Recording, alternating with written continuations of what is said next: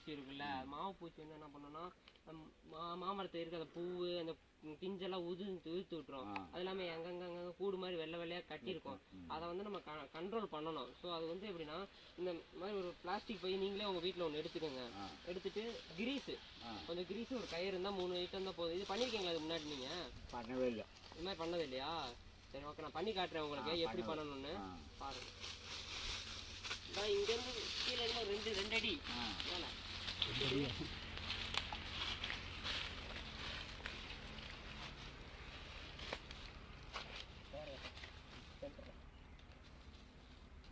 சொல்கிறப்ப கயிறு கட்டிக்கணும். இந்த மாதிரி கயிறை சென்டரில் கட்டிக்கோங்க.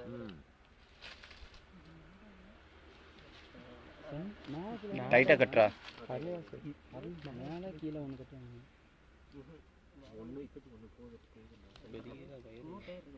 இருக்குன்னா மேலே ஒன்று கீழே ஒன்று கட்டுறோம்.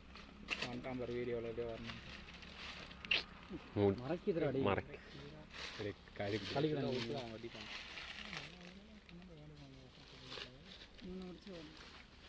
கையில் போட்டுக்கோங்க. இந்த மாதிரி கட்டிக்கோங்க. இந்த மாதிரி கட்டிக்கோங்க தான். கொஞ்சம் மேலே இடம் கீழே கொஞ்சம் இடைவெளி விட்டுருங்க. இந்த கிரீஸை கொஞ்சம் எடுத்துக்கோங்க. எடுத்து அப்படியே அந்த இதுக்கு இப்படி சுற்றி போட்டு 4 பக்கமாக பிளாஸ்டிக் ஆயிடுறேன். பிளாஸ்டிக்கும் லைட்டாக ஒட்டுற மாதிரி இதில் ஒட்டுற மாதிரி சென்டரே தடவணும்டா. நடுவுலடா எல்லா இடத்துலையும் தடவணும்.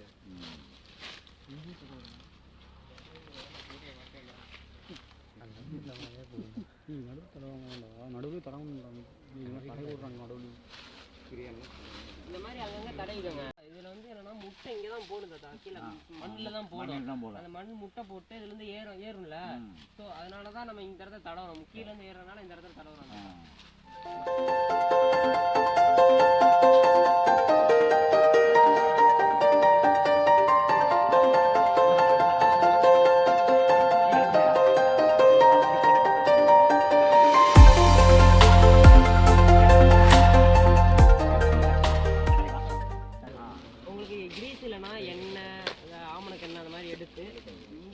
வழுக்கிற மாதிரி ஆனால் இங்கேருந்து வரும்போது இங்கே நின்றோம், இங்கிட்டு வரும்போது இங்கே நீங்கள் ஒட்டிக்கணுமா? அதாவது மேலேயும் ஏற முடியாது, கீழே ஏற முடியாது. அப்போ ஸோ அதனால நம்ம அதை தடுக்கலாம். ஏறுது அதனால அப்படியே மேலே நின்றுக்குப்பா அப்படியே.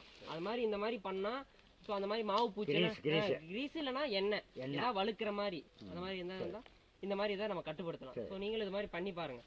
நன்றி தாத்தா. இருக்கட்டும் அப்படியே.